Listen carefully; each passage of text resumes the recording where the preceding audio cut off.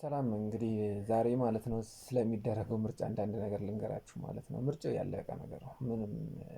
ይሄ ምንም የለም። የትኛው ፓርቲ ነው የትኛው ነው እንትን የሚለው 47 ፓርቲ አለ። ግን ዝም ብሎ ነው ለሱ የተመቸ ነው ከዚህ 47ቱ ማለት ነው። ምክንያቱም ተቃዋሚው አንድ አይደለም ማለት ነው። ለየራሱ አጀንዳ ለየጥቅም ነው የወጣ ማለት ነው ተቃዋሚው እና ምንም ይሄ የሚያሻማ ነገር አይደለም። ግን አንድ ነገር ልነግራችሁ የምፈልገው ማለት ነው አብይ አህመድ ማለት ነው የቀጣዩ የኢትዮጵያ ፕሬዝዳንት ሆኖ ማለት ነው በዚህ በምክክር ኮሚሽኑ አማካኝነት እንደሚመጣ ምንም አትጠራጠሩ ማለት ነው። ምክንያቱም በዚህ በሚደረገው በተለያየ በጦርነቱ ግፊት ምናምን እንደው ምናልባት እንደ ኃይለማርያም ደሳለኝ ራሱን ካላገለለ በስተቀር ማለት ነው የምንም የኢትዮጵያ ፕሬዝዳንት ሆኖ ገና ቀጣይ 12 አመት ይገዛል ማለት ነው። አሁን ቢያንስ አንድ 3 አመት ወይም 4 አመት ወይም 5 አመቱን ቢቀጥል እዛ በኋላ 12 አመት እዚህ በኋላ 10 ምናምን አመት ጠቅላይ ሚኒስትር አብይ አህመድ ፕሬዝዳንት ሆነው መጥተው እንደገና በፕሬዝዳንትነት ኢትዮጵያ ፕሬዝዳንሻል ስትቀየር ማለት ነው ወደ ፕሬዝዳንሻል ስትቀየር የመጀመሪያው የኢትዮጵያ ፕሬዝዳንሻል ወይም ፕሬዝዳንት ተብለው መባል ነው ራዕያቸውና እቅዳቸው ማለት ነው። እኔ ምንም እንትን የለውም ይሄ የሚያሻማ ነገር አይደለም። እና እንደነ አክሱም መንግስት ወይም እንደነ ፋሲል ወይም ደግሞ እንደ የኢትዮጵያ የመጀመሪያው ማለት እንደነ ምኒልክ ቤተ መንግስት ሁሉ ስማቸው የአብይ ቤተ መንግስት ተብሎ እንዲጠራላቸው ነው የሚሰሩት ማለት ነው። የኢትዮጵያ የመጀመሪያው ፕሬዝዳንት ለመባል ነው እየሰሩ ያሉት ማለት ነው። እንደነ አክሱም አይነት መንግስት አቋቁመው ነበር ተብሎ በታሪክ እንዲመዘገብላቸው ነው የሚሰሩት እንጂ ይሄ የሚሞተው ምናምን የሚለው የሚረሳ ነገር ነው። ምክንያቱም የሚጨበጥ የሚዳሰስ በወረቀት የተጻፈ ምናምን ነገር ሆኖ ሊገኝ ይችላል። ይሄ ደግሞ ተቃዋሚዎች የጻፉት ነው ምናምን ተብሎ ለወደፊቱ ሊሰረዝ ሰሚም ሊያጣ ይችላል ሊረሳ ይችላል። ግን የሆነ ነገር የተጎለተ ድንጋይ ወይም ደግሞ የተቀመጠ ነገር ደግሞ ምናልባት ከዛሬ 500 600 አመት ላይ ሊታይ ይችላል ማለት ነው። ይሄ የሞተ ሰው የዛሬ 600 አመት ዛሬ እየሞተ ያለው ሰው ታሪክ ላይኖር ይችላል። ኤኒዌይስ ወረቀት ክፉ ነው። ባለፉም መጥፎ ታሪክ ያሳለፉ መንግስታቶችም ታሪካቸው ተጽፎ ተቀምጧል ማለት ነው። የነ ሲሲኖስ አለ ለምሳሌ የአፄ ሲሲኖስ እንግዲህ ታሪክ የራሳቸው መጥፎ ታሪክ አላቸው።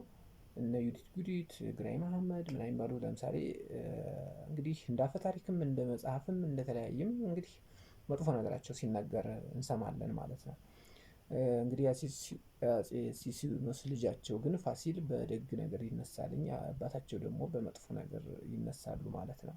ይህ እንግዲህ አንድ የታሪክ ትሩፍታ ነው ማለት ነው። ይሄ አክሱምንም ብንወስድ እንደዛው ማለት ነው። አሁን ካለው ጋር ደግሞ ስንሄድ የኛ ሰውያችን እየሰሩ ያሉት የመጀመሪያው ተብለው እንደነሱ መጥራት ነው ህልማቸው ማለት ነው።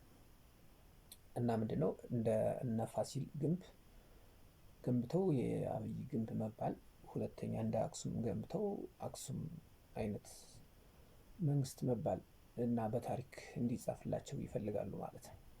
የሚሰሩት ለዛ ነው እንጂ ስለ ምናምን ይሄ አሁን ስላለው የምንጫጨው ሰዎች ዝም ብለን አትንጫጩ ማለት ነው። አሁን ምርጫ ምናምን እያላችሁ እኔ ለምሳሌ የዛሬ 5 አመት እዚህ በፊት አስመራጭ ነበርኩኝ።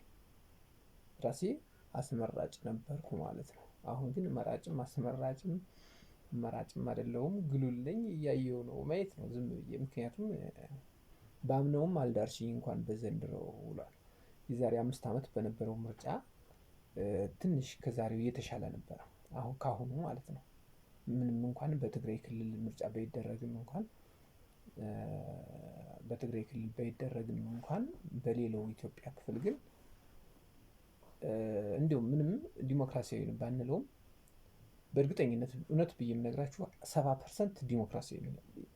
እንደ አማራ ክልል ለምሳሌ ብንወስድ የዛሬ 5 አመት የነበረው ምርጫ 70%ቱ ዲሞክራሲ ነው ማለት ፍትሃዊ ነበር። ለምን ብትሉኝ ማለት ነው ሰው የእውቀት ችግር ነው እንጂ ሊያንገራግሩን ብዙ ሞክረዋል ግን ታግለናቸዋል አናስደርግም ለምሳሌ ገደብ አለው። ስንት ሜትር ላይ ነው ቅስቀሳ ማድረግ ያለብን? ምልክት ይዘህ ልብስህን ልብስ ለብሰህ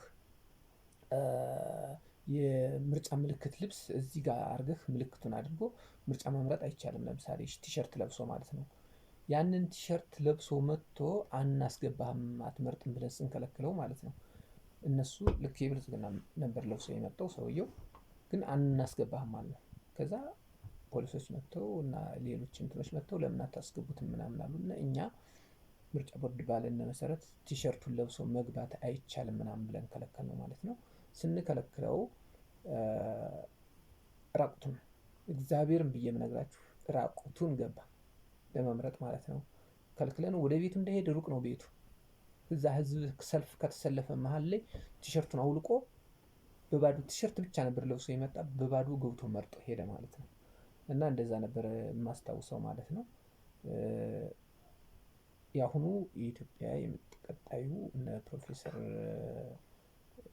ይሄ የምክክር ኮሚሽኑ የሚሰሩት ነገር ነው። ይሄ ደግሞ እሱ ደግሞ ምንም የሚያጠራጥር ነገር የለውም። ወደ ኢትዮጵያ ፕሬዝዳንት ሆኖ ለመስራት እየተሰራ ነው የሚገኘው እንጂ የዛሬው ምርጫ ኢት ኢዝ ኖት ምን ልበላችሁ እንዴት አድርጌ ልግለጻላችሁ? እንደው ምንም በቃ